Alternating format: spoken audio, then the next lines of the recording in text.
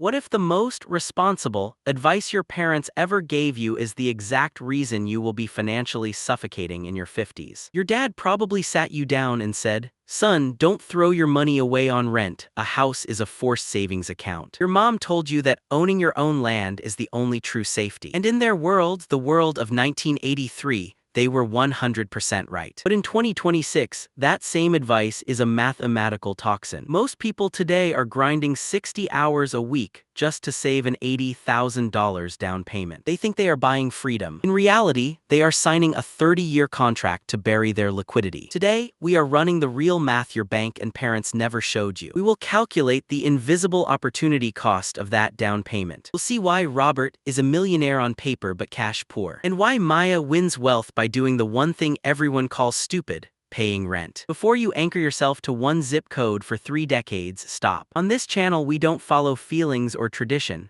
We follow spreadsheets. Let's dismantle the biggest lie in personal finance. Meet Robert. He followed the 1980s blueprint to the letter. He bought a 4-bedroom home in 1988 for $120,000. Today it's worth $550,000. On paper, Robert is a half-millionaire. His neighbors think he's made it. But let's look at Robert's bank account. He has exactly $22,000 in liquid savings. His Social Security barely covers property taxes, insurance, and maintenance. Robert is cash poor. He lives in a $500,000 asset he cannot spend. He can't take a brick out of his chimney to buy groceries. To access his wealth, he has 2 bad choices: sell the house, pay 6% in commissions, moving costs, and leave your neighborhood. Or take a HELOC at 8.5% interest, effectively buying back your own paid-off house. He built equity, but he forgot to build freedom. In the 80s, this worked because pensions and stable living costs existed. In 2026, if you follow his path, you aren't building a nest egg. You're building a cage. Are you building a cage or a portfolio? This is the part that breaks people's brains. Let's talk about the $80,000 down payment. The bank says put 20% down to avoid PMI. It sounds smart. In real math, you didn't invest it, you dead-ended it. You poured wealth-building fuel into a concrete block growing at 3.5% a year if you're lucky. What happens to that $80,000 if you put it into an S&P 500 index fund instead? We call this the orchard comparison. Year 1, the market earns 10%.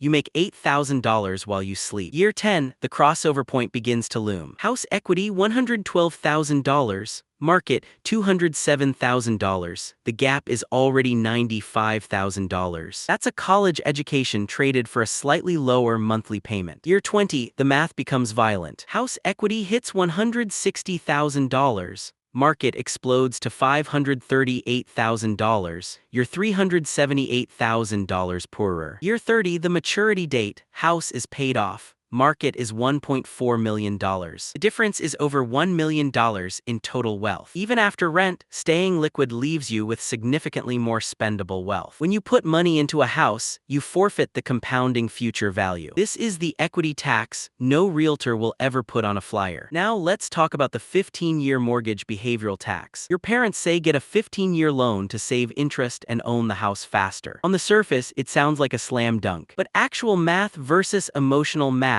reveals it's a choice made when you don't trust yourself to be wealthy. Jake takes the 15-year at 6%. Mia takes the 30-year at 6.5%. Mia has an extra $678 every single month. Jake's coworkers think he's a hero crushing his debt. But Jake is sacrificing cash flow for a 6% guaranteed return. Mia sets up an automatic transfer. That's the secret. She doesn't try to save. She automates it into a 10% averaging index fund. Year 15 reveal: Jake's house is paid off. He feels amazing. His net worth is $646K in home value. He has 0 investments. Mia still owes $235K, but her index fund is worth $283K. Her net position $694K. The lazy borrower is already wealthier. Watch what happens by year 30. Jake starts investing late. After 15 years, he has $680K in investments. Mia compounds for the full 30 years. She ends up with $1.29 million.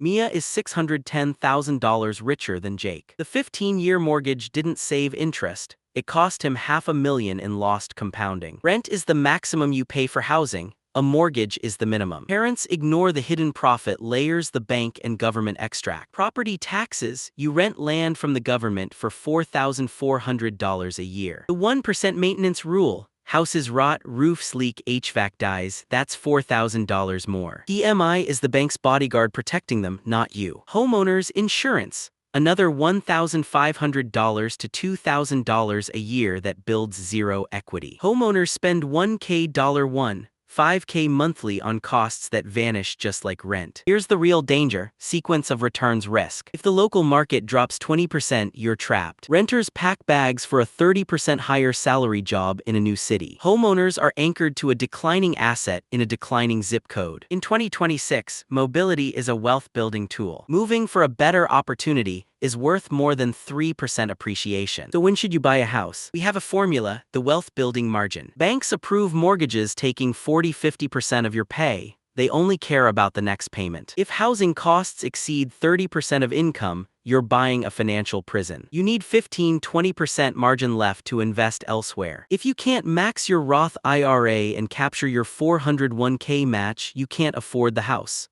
Period. Buying a house should be the finishing move, not the foundation. Buy when your assets can pay the mortgage for you. Your parents wanted you to be safe. But in the 21st century, safety isn't brick and mortar. Safety is liquidity. The American dream created paper millionaires terrified of their property tax bills. Don't repeat the mistake. Stop performing success for neighbors and start building it for yourself. Separate the signal from the substance. Invest first, build your margin. Buy only when the math says it's time, not your parents' nostalgia. Subscribe and hit the bell so you don't miss the real math. If this made you realize you were about to make a $500,000 mistake, hit like and share it.